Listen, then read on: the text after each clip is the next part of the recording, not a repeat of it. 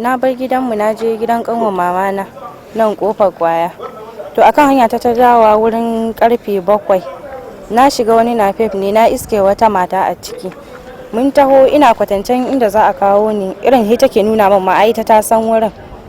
Hanyar ta ne inda za a kai ta, za a sauke ta wurin KTTV ni kuma inda za a kara gaba da ni.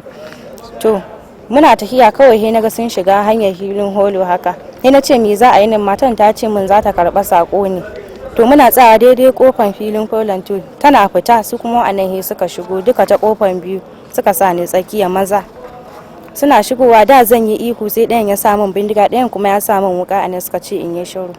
Sai ne shiru muka yi ta tafiya da su har mun fara tafiya shi kuma mai nafef din ya ja motan da karfi muka tafi. Har mun fara tafiya kinin suka dauko wani abu suka daure man fuska da shi. Daga nan ni ban san inda suka kai ni ba. Ni dai na bude ido na gane a wani daki zaune. Ya sun buge ki ko sun miki wani? Sun buge ni. Shikenan, it's okay.